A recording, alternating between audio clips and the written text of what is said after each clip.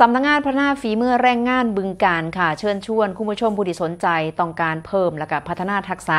ด้านสร้างยนต์นะคะเขารับการฝึกอบรมหลักสูตรการบำรุงรักษารถจักรยานยนต์ระบบไฟฟ้าจำนวน30ชั่วโมงสมัครฟรีบ่มีค่าใช้จ่ายค่ะ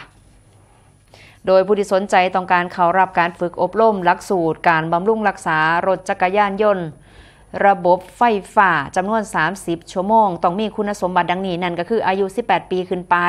เป็นกลุ่มแรงงานผู้ประกอบการอาชีพอิสระแรงงานใหม่และก็ผู้ว่างงานในกลุ่มอุตสาหกรรมยานยนต์สมัยใหม่และก็สาขาที่เกี่ยวข้องมีสุขภาพร่างกายที่แข็งแรงเหมาะสมที่จะเข้ารับการฝึกในสาขาอาชีพได้ตลอดหลักสูตรสามารถเข้าฝึกอบรมและก็ร่วมกิจกรรมที่เกี่ยวข้องได้ตามวันและก็เวลาที่กำหนดซึ่งเนื้อหาหลักสูตรก็จะเรียนรู้เกี่ยวกับความปลอดภัยในการเฮ็ดงานของยานยนต์ไฟฟ้าความรู้ทั่วไปเกี่ยวกับรถจักรยานยนต์ระบบไฟฟ้าการใส่และก็การบำรุงรักษาเครื่องมือการบำรุงรักษารถจักรยานยนต์ระบบไฟฟ้าตามระยะ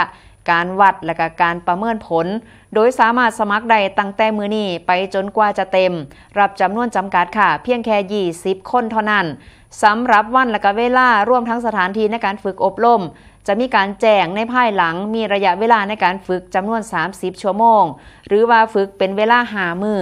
ซึ่งผู้เข้ารับการฝึกจะได้รับสิทธิประโยชน์นั่นก็คือเมื่อผ่านการอบรมแล้วจะได้รับวุฒิบัตรจากกรมพัฒนาฝีมือแรงงาน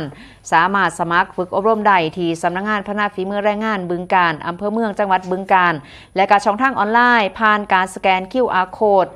ที่ขึ้นอยู่หน้าจอนะคะคุณผู้ชมอาจจะแคปไว้ก่อนเนาะแล้วก็ขยายไว้เนาะนอกจากนี้แล้วหากมีข้อสงสัยในการฝึกอบรมก็สามารถที่จะติดต่อได้ที่ทางแฟนเพจ Facebook ของสำนักงานพัฒนาฝีมือแรงงานบึงกาฬนะคะโทรไปที่0947695887ก็ได้คือกันค่ะเพราะว่าทุกมื้อนี้เนาะรถ